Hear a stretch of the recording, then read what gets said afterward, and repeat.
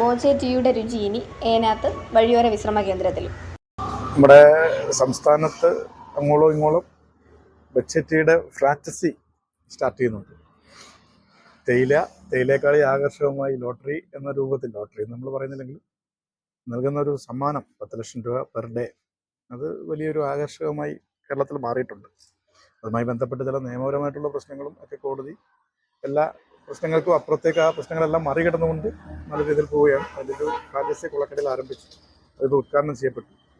ക്വാളിറ്റിയുള്ള തേയിലയും അതോടൊപ്പം തന്നെ ഭാഗ്യം പരീക്ഷിക്കാനുള്ള ഒരു അവസരം കൂടി പ്രദാനം ചെയ്യുന്നു എന്നുള്ളതാണ് ഈ സ്കീമിൻ്റെ പ്രത്യേകത. എല്ലാ നന്മകളും ഈ സ്ഥാപനത്തിനുണ്ടാവട്ടെ എന്ന് ആശംസിക്കുന്നു. എൻ്റെ പേര് ജ്യോതികുമാർ, വീട് പൂവറ്റൂര്. ഇതിപ്പോൾ തുടങ്ങിയിട്ട് ഞാൻ 6 വർഷമായി. ഇത് സർക്കാരിൻ്റെ DTPCയുടെ അണ്ടറിൽ നടക്കുന്ന ഒരു സ്ഥാപനമാണ്, കളക്ടറുടെ അണ്ടറിലാണ് നടക്കുന്നത്. പിന്നെ നല്ല രീതിയിൽ തന്നെ നടത്തിക്കൊണ്ട് പോവുകയാണ്. അതുകൊണ്ടാണ് എനിക്ക് പിന്നെ റിന്യൂ ചെയ്ത് തന്നത്. ഇത് 100 ഗ്രാമിൻ്റെ ഒരു പാക്കറ്റ് 40 രൂപ. 40 രൂപ എന്ന് പറഞ്ഞാൽ ഇതിനകത്ത് നമ്പർ ഉണ്ടാവും.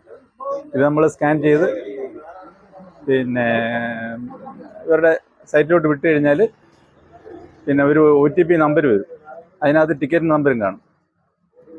എന്നിട്ട് ആ ടിക്കറ്റ് നമ്പറാണ് ഇവർ നറുക്കിടുന്നത്. രാത്രി 10:30 ആകുമ്പോഴത്തേക്ക് ഇതിൻ്റെ റിസൾട്ട് നമ്മുടെ മൊബൈലിൽ റിസൾട്ട് വരുന്നു. പുതിയതായിട്ട് തുടങ്ങിയിട്ടുണ്ട്. അത് നമുക്കൊരു കോമ്പറ്റീഷനായിട്ട് വരിക. ജംഗ്ഷനിൽ തന്നെ ഒരെണ്ണം തുടങ്ങിയിരിക്കുന്നത്. ഞാൻ അവിടെ ബോധിപ്പിക്കുകയും ചെയ്തായിരുന്നു.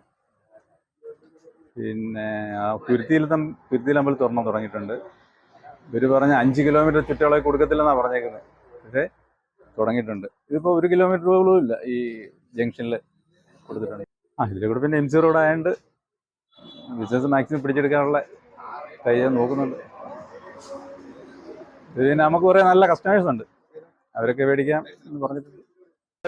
അറിയാൻ പറ്റിയിട്ടുണ്ട് 10,000-ൻ്റെയും ഒക്കെ ആൾക്കാർ പറയുന്നുണ്ട്, അടിച്ചിട്ടുണ്ട്. ഇപ്പോൾ തന്നെ മറ്റേ റഹീമിന് വേണ്ടിയിട്ട് 1 കോടി രൂപ കൊടുത്തില്ലേ. നല്ല നല്ല കാര്യങ്ങളൊക്കെ ചെയ്യുമ്പോൾ നല്ല കാര്യം തന്നെ. അതിനെ ചാരിറ്റി പ്രവർത്തനം ഉണ്ടാകുമ്പോൾ നമ്മൾ അതായിട്ടുള്ള രീതി ചെയ്യണം. എനിക്ക് തുടങ്ങുന്നത് തന്നെ അങ്ങനെയുള്ള കാര്യങ്ങളൊക്കെ വന്നതിൻ്റെ പേരിൽ. നമ്മളിപ്പോൾ 40 രൂപ കൊടുക്കുന്നതെന്ന് പറഞ്ഞാൽ മറ്റ് തേയില വെച്ച് നോക്കുമ്പം തേയിലയുടെ വിലയാവുന്നുള്ളൂ, മനസ്സിലായില്ലേ. പിന്നെ നമുക്ക് ഇതിനകത്ത് പ്രൈസ് കിട്ടുന്നത്.